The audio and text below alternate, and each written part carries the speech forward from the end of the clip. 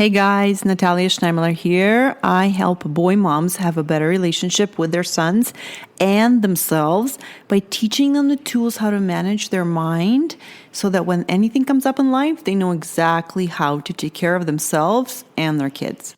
Hey guys, how are you doing today? Today's question comes from a client who wrote in and asked me to coach her on her anxiety about leaving her baby or her daughter for the first time. And I wasn't able to coach her live in person, so I just wanted to share my coaching here for her and for everyone else who's going through this, because we all go through this. So I wanted to give her an opportunity to have the coaching if she still needs it. And I really feel obligated to share it because I have this knowledge, I have this process, and I want people to get help. And I know I needed it when I was anxious about leaving my kids. And I still use this process today with my other anxieties and my other fears that I have with my kids. So I broke it down into 3 little simple steps. And the first thing that I would do with myself or my client, and I was just ask a question: is it understandable that you're anxious? And if you are in a place of judgment where you are thinking, I shouldn't be anxious, I should be one of those moms who's comfortable leaving, then that's the place to start dropping your judgment to really meet yourself in a place of understanding where you agree, it makes sense to leave your baby for the first time, that of course you're going to be anxious. It's totally understandable. And from that place of non-judgment, you need to really take time to feel it, to feel the anxiety, to feel the fear of what you're afraid will happen with your daughter or what you are afraid that means for you as a mom, and really feel it. That might mean you cry and really admit to yourself that, I really feel terrible about doing this, and really process it until you're able to not be so emotional about it and be more logical problem solving about it. And from there, the step number 2 for me, and I would use for any mom, is to ask a question. Okay, what is the worst case scenario here? Say you're leaving your daughter. And of course, the worst case scenarios are, losing our kid getting hurt, someone stealing our child. That comes up for me when we're in public places, more with little kids than big kids. But okay, what's the worst case scenario? And what is the chance of that happening? So basically now you're starting to have a conversation with yourself and realizing, okay, the chance is pretty low. And the other question you ask yourself, what have I done to prevent it from happening? And of course, I don't even have any doubts. You for sure have taken many steps to prevent those worst case scenarios from happening, right? You interviewed the person who's going to be watching your kid, or it's a trusted family member, or it's your husband, or it's, whoever, but you for sure have done everything in your power to prevent your child getting hurt, your child being lost or stolen or whatever in any way, right? So that worst case scenario, we had a conversation with ourselves and we reminded ourselves that yes, you know what, I didn't just pick a random stranger off the street to watch my kid. I checked out the daycare that my baby's going to be in, and I picked the best one that I found. So now that we reminded ourselves that, hey, everything is lined up, I didn't just wing it, I have it taken care of, then we can move on to a smaller worst case scenarios. For example, I'm afraid I'm making a mistake, right? You're afraid you could be thinking. This is I'm just bringing up examples for why we could have anxiety over leaving our baby. And it could be multiple different options of thoughts, like I'm making a mistake, I am a bad mom, I shouldn't be leaving my daughter needs me and I won't be there, right? Making it mean something about you doesn't feel good, or making it mean something about your daughter that does not feel good, okay? So those are the actual worst case scenarios that are actually going on in our head, and that those things are creating our anxiety. So this step number 3 happens after we feel our feelings and after we comfort our fears. We kind of have to comfort them, and then we're still going to have the fears, right? We're still are a mom. We're still going to have a fear that maybe we're making a mistake, or maybe we shouldn't be doing it, or maybe we're a bad mom, or maybe my daughter needs me and I should quit work, right? So this step, this is exactly why I became a life coach, is because of this step that reminds me that the only thing that's going on here is I'm thinking a bunch of words strung together in a sentence. And these sentences, a couple of them, are what are causing my feelings. It's not actually anything outside in the world. It's not actually the fact that I'm going to be leaving my daughter. It's not the fact that my daughter will be somewhere else. It's not the fact that I'm going to be at work. It's none of those things are actually happening, because this is all happening before the event, right? Before you have to leave your daughter. So the only thing that's happening is we are having thoughts that are in our head, that are made up by us, and they're creating a feeling. And I don't have to react to them as if they're the truth. So this gives me a lot of freedom to have a bit of a relief to realize as a mom, oh, hey, you know what? It's not actually the truth. This is how I realize it.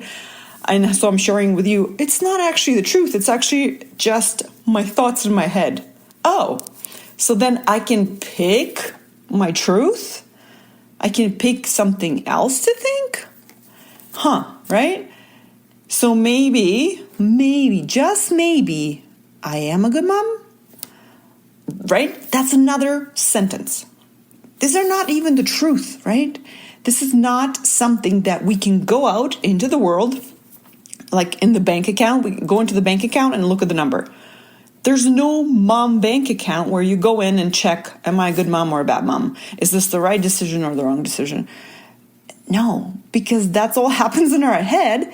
And this is how we do the inventory. We're like, okay, right now I'm thinking these 4 terrible thoughts, and they make me feel terrible. I feel nervous, I feel afraid, I feel anxious, and I feel terrible about my decision to leave my newborn daughter. So, if these things are just thoughts in my head and they're not the truth, then maybe I could play around with it. And so then, this is how I do it for me. I'm going to try kind of demonstrate it for you. You can also try to play around with it. For example, I start flipping them upside down. So the first one is, I can be making a mistake, or I'm making a mistake by leaving her. So the flip around of that is, this is the exact same right decision for my daughter. Right? I'm not making a mistake. I'm doing the right thing. This is the right decision for me and my daughter. And then I see, okay, how does this feel? Do I believe it? Do I not believe it? And then by the feeling, I know what to do next. If I don't believe it, then I just chuck it aside, right? But sometimes I'm like, you know what? Maybe I believe it 5%. Maybe it could be good for my daughter to practice independence, even if she's a little baby.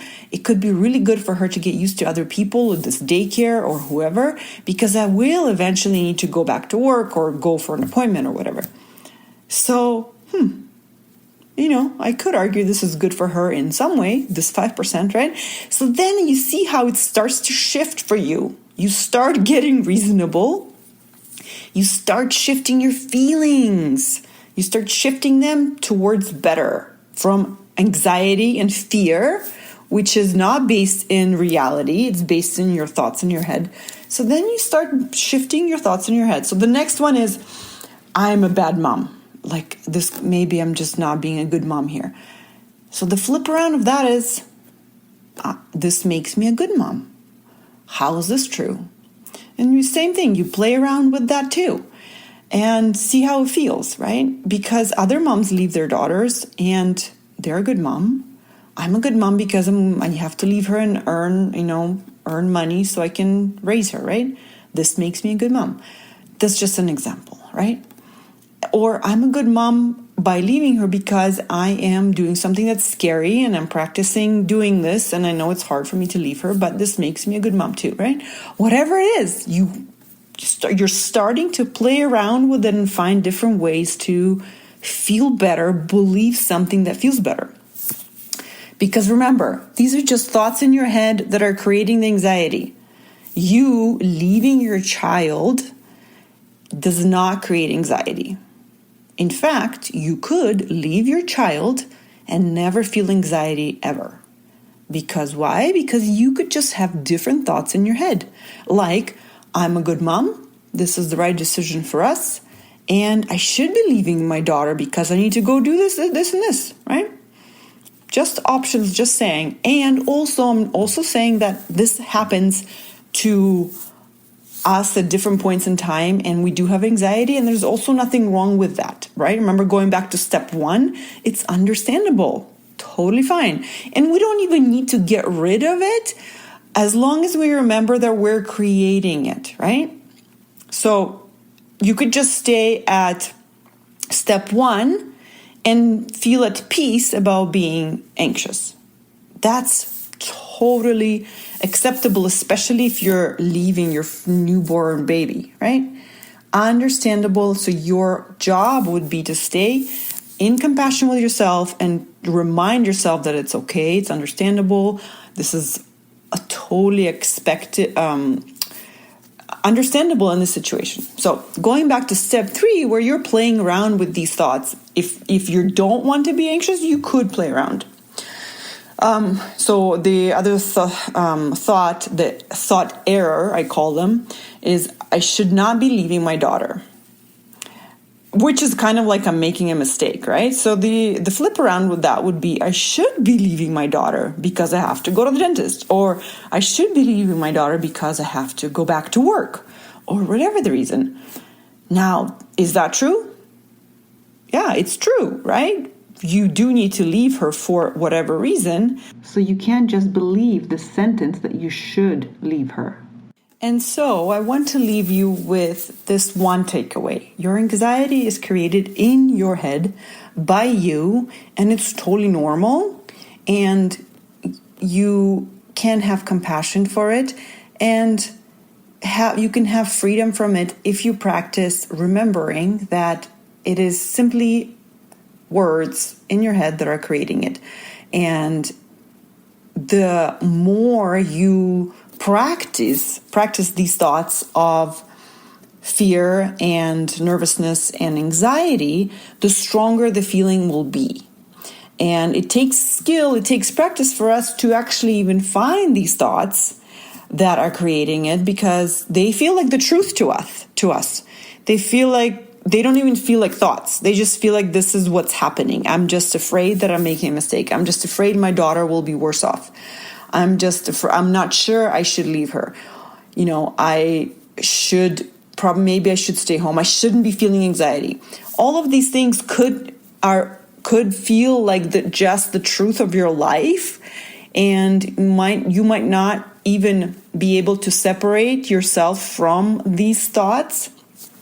And that's okay. And this is the first step that we take to get that awareness of these thoughts. The first step is not being aware of them. The next step is realizing, okay, these are thoughts, these are words, okay, but they feel so true. It's not just, you feel like these thoughts are just an observation of your life, but the reality is these thoughts are the source of your anxiety. Your life is not the source of the anxiety.